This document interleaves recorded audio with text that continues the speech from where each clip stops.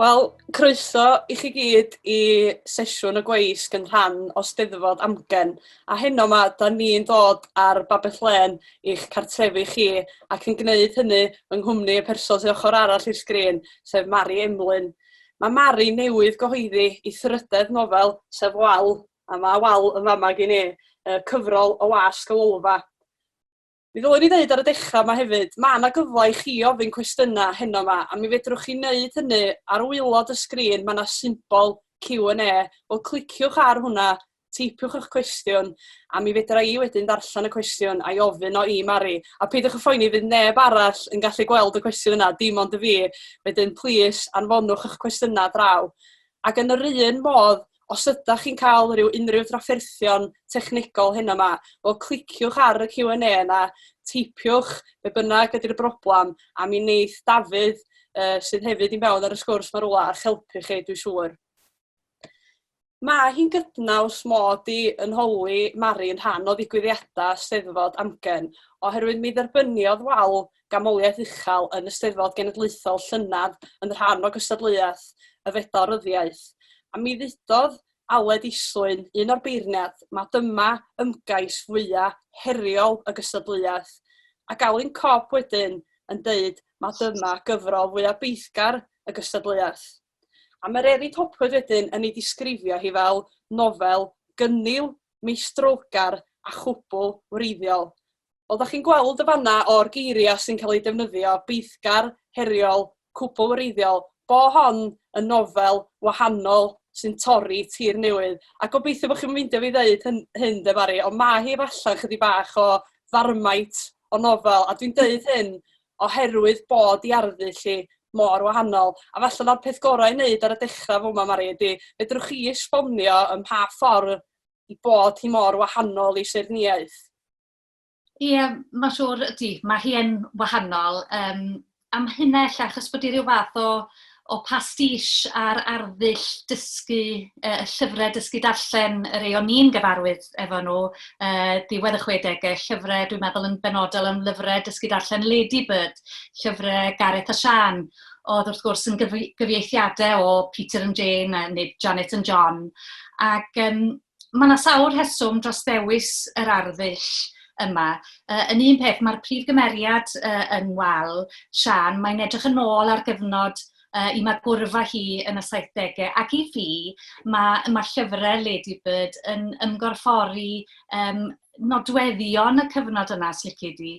So ti'n sbio ar lyfrau dysgu darllen Ladybird, ti'n gweld y lluniau yma o'r teulu bach perffaith, boring, teulu dosbarth canol gwyn mewn suburbia, mae'r tad yn eistedd yn y gadair freichiau efo cetyn yn darllen papur a Gareth, y mab yn chwarae efo'r trens ar y llawr, ac yn y cefndir ti'n gweld y fam mewn barclod bach dwt a'i gwallt i bob lewyn yn ei le yn golchi'r llestri a Sian y ferch yn helpu hi i sychu'r llestri ag ati. Yr ystrydebau yma, dyma'r cyfrwng oedden ni'n gael i ddysgu darllen dechrau y 70au.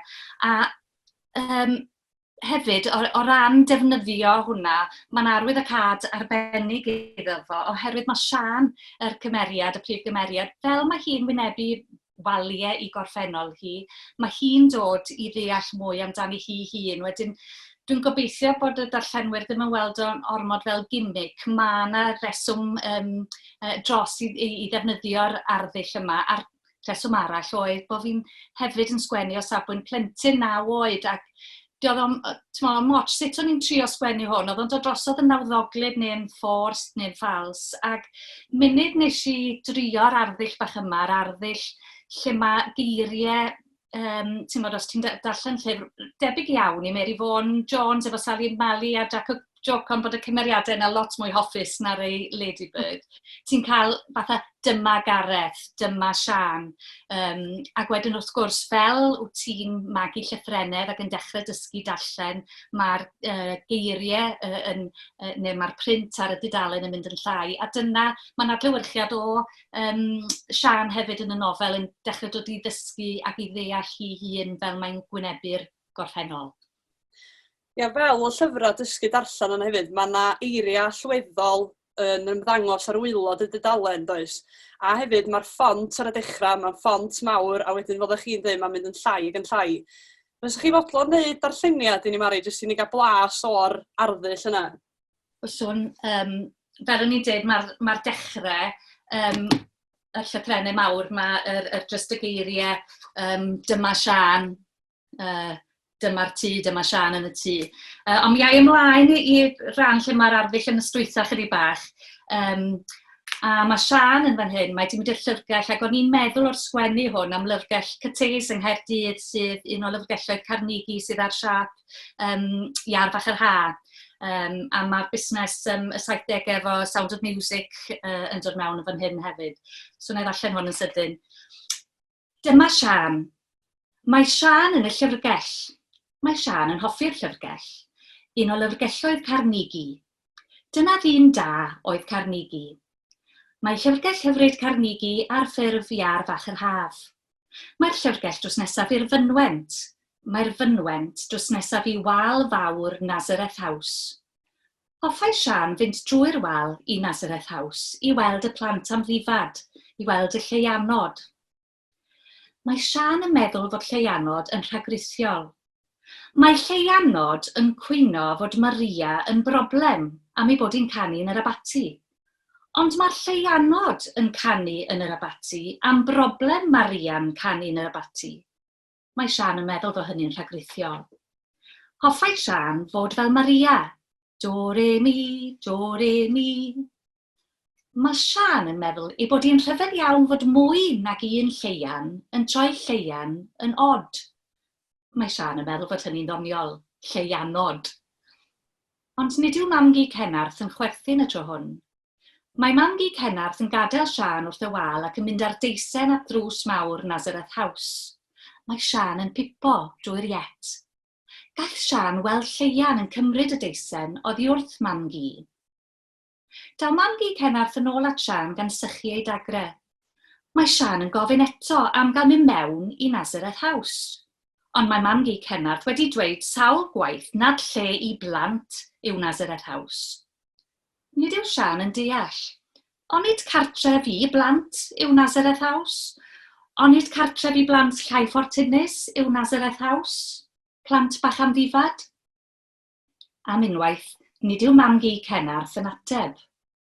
Mae oedolion yn gallu bod yn rhyfedd iawn weithiau. Mae mamgu Sian yn ymddwyn yn od y tu fas i Nazareth House. A'i lluosog mamgu yw mamguod, neu falle mamgŵn? Bydd rhaid edrych yn llyfr darllen newydd. Diolch, Mari. Un peth oedd yn haro fi wrth rando arnoch chi wan ydy cynildeb y sgwennu, a fysa chi'n meddwl, da chi'n gwrando, mae o'n darllen hawdd, syml ofnadwy, ond mae bob un gair yn talu mi le, a mae yna ddyfnder aruthrol o dan y geiriau yna.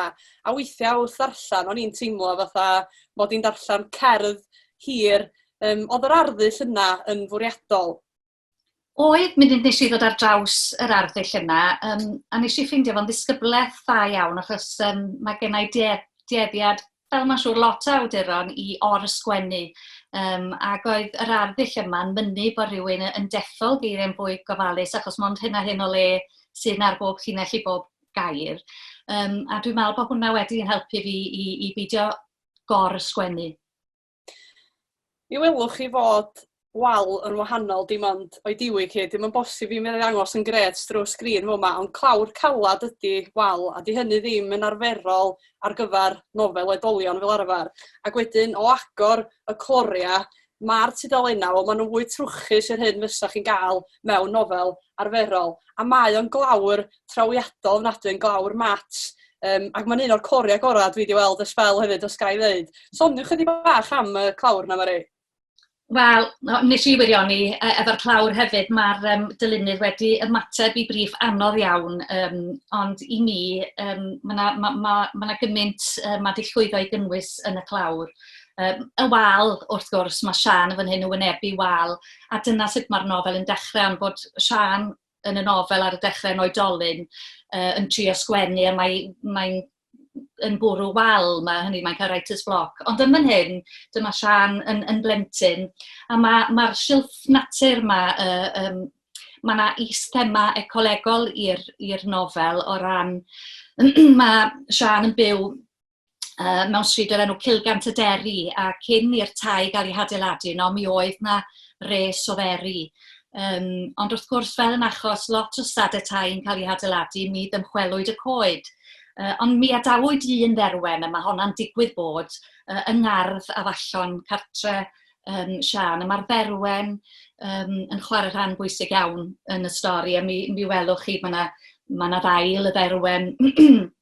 Mae Siân yn dod mewn i'r ysgol i roed ar y silff natur. Mae 'na goeden arall hefyd, mae 'na sôn am fedwen arian efo cymydog Siân yn torri'r fedwen arian mwyn adeiladu wal rhwng y ddau dŷ.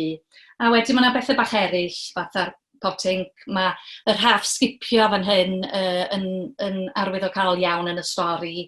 Mae Siân ei hun yn wahanol i blant eraill yr ysgol, a hynny oherwydd ganddi wallt coch.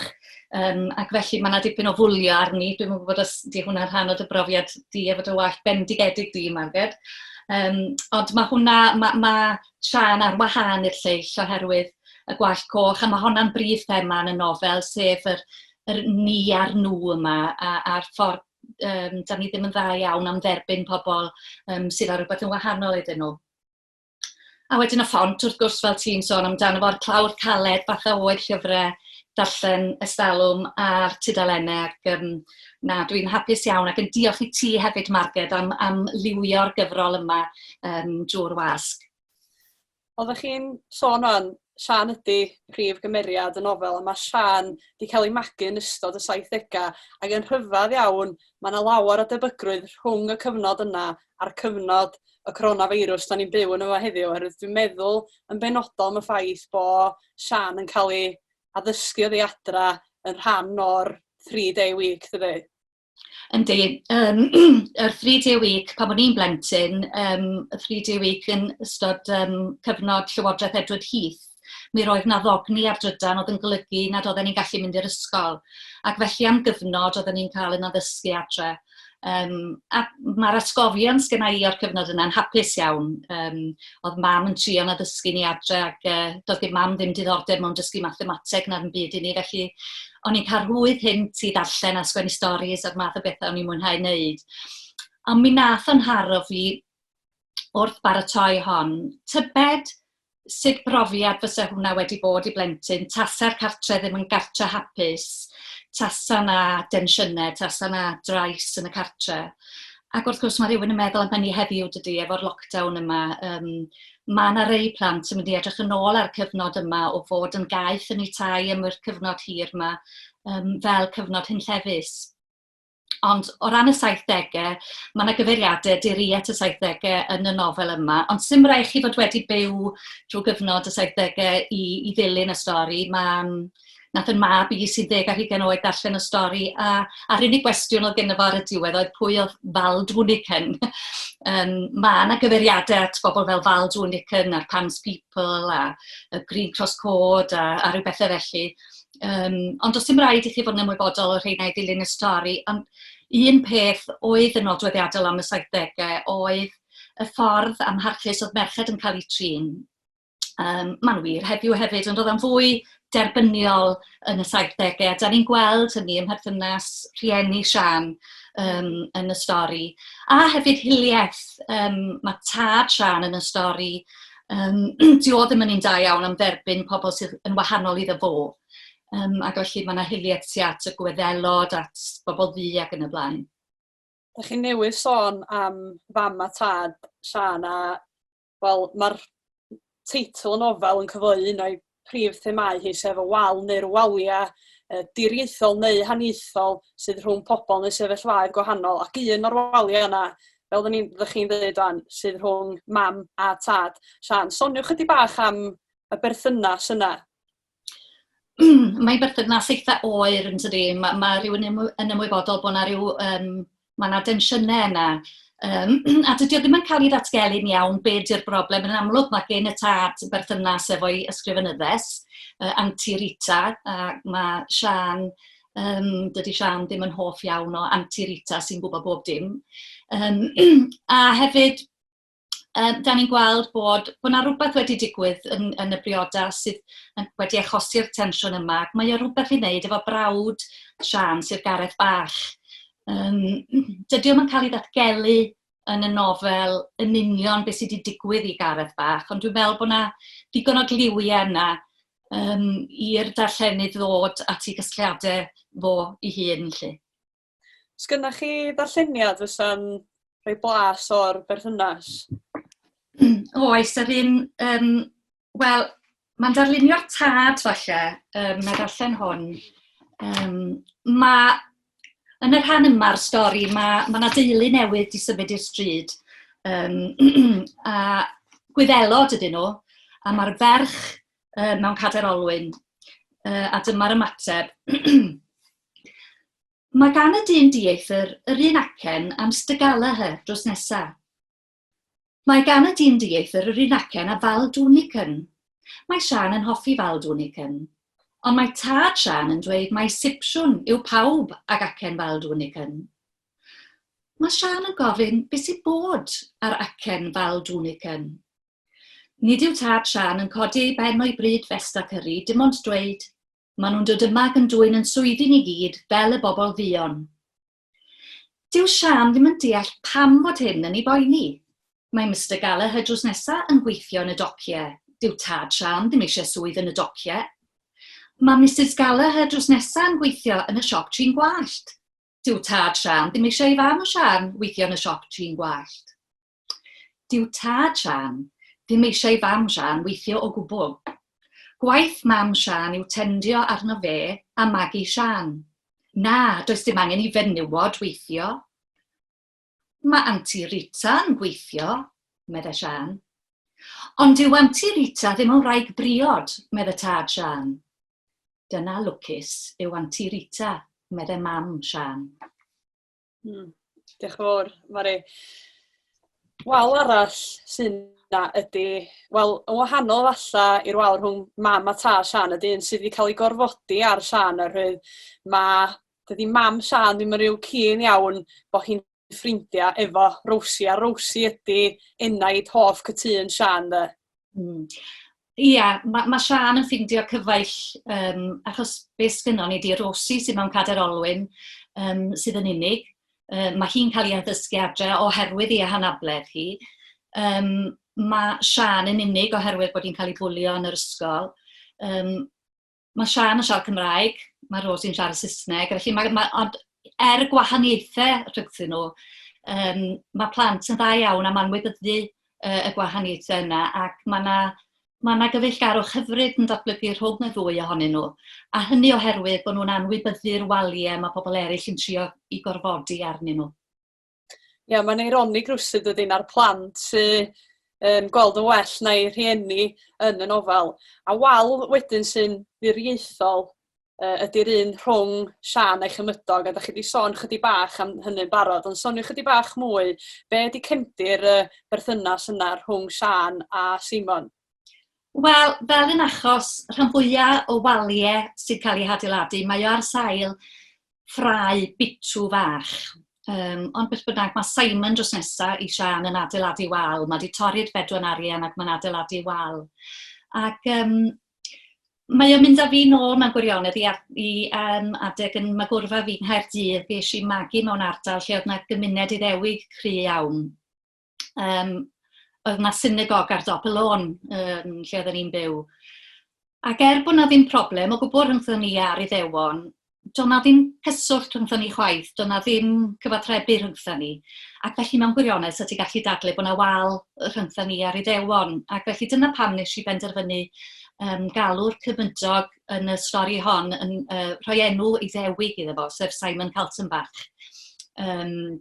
Ac wedyn mae gen Simon Kaltenbach gi, ac oedd rhaid i ffindio enw addas i gi, ac edrych i weld be fydde Iddew yn galw ci, a ffindio'r enw Babka, a mae'n debyg bod y ci Babka yn gi hynod diriogaethol. Ac oedd hwnna'n gweddi'r dim yn ei hanfod stori am fod yn or diriogaethol ydy hon. Ac felly, ac wrth gwrs efo pan dwi'n meddwl am Iddewon hefyd, dwi'n meddwl am yr hyn sy'n digwydd yn Palestina a'r wal yn fanno. Ac wedyn, bod yr elfen yna ddim yn cael ei datblygu, mae o yna fel rhyw islais os ydych chi'n dymuno i weld o.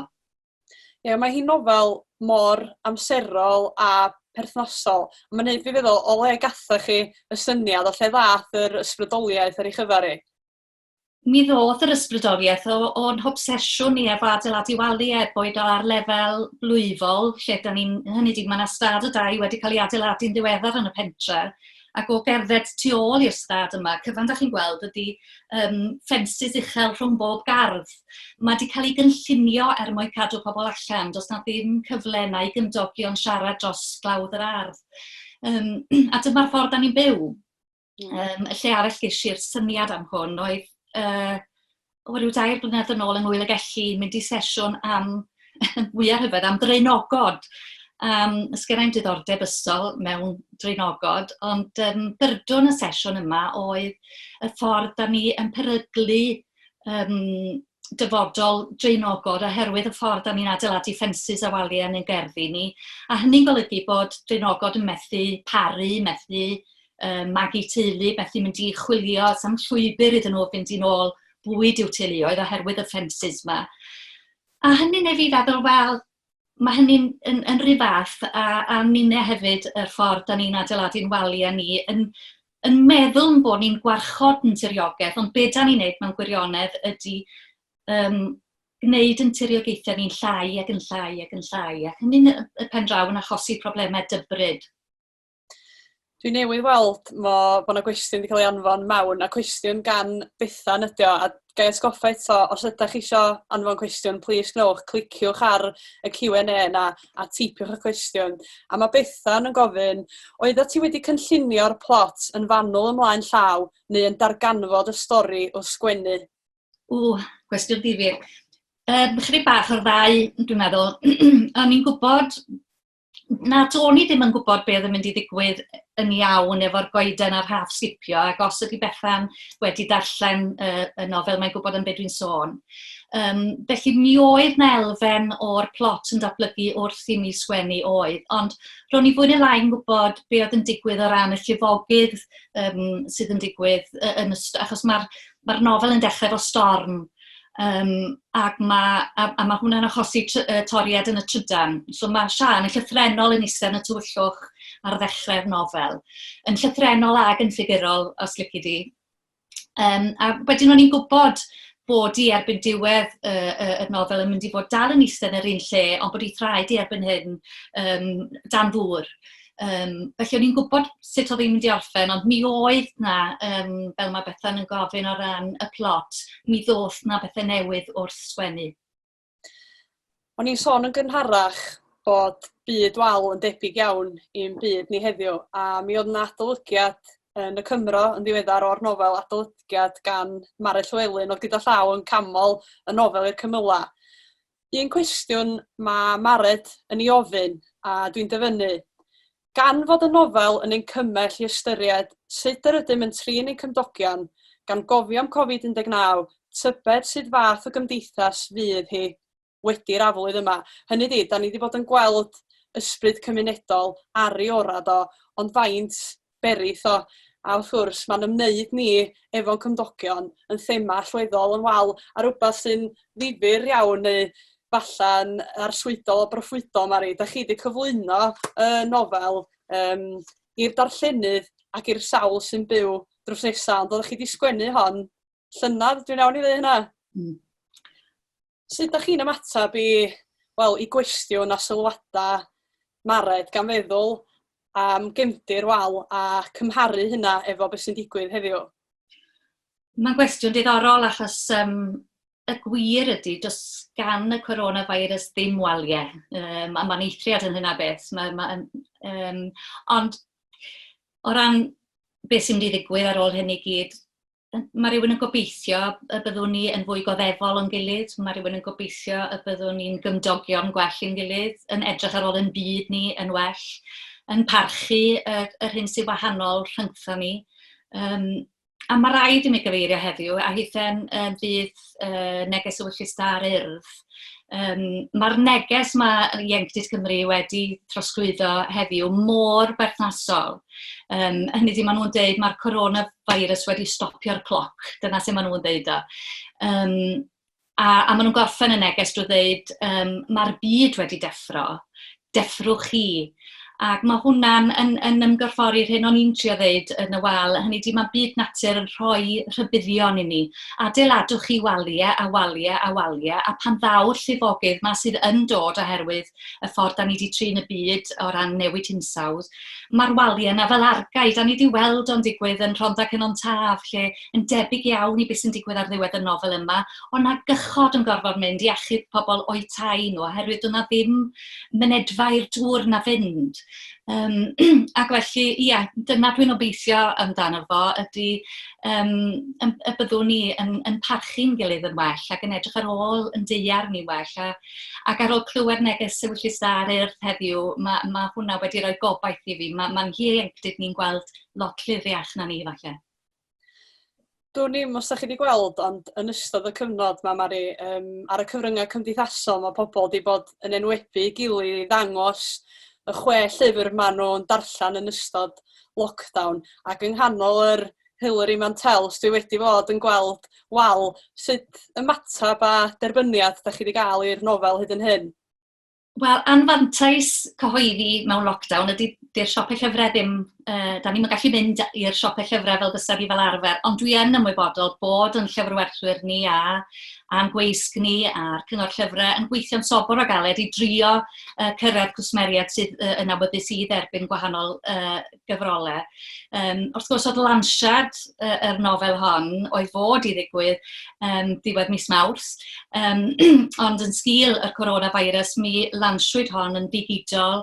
Mae'n debyg mae'n dyna'r tro cyntaf i nofel Gymraeg gael ei lansio yn ddigidol, felly oedd o'n brofiad cynhyrfus iawn, ond anfantais hynny wrth gwrs, oedd doedd na ddim stondin yn gwerthu'r llyfrau yn y gornel, ond wedi deud yna, dwi wedi cael negeseuon hyfryd gan bobl.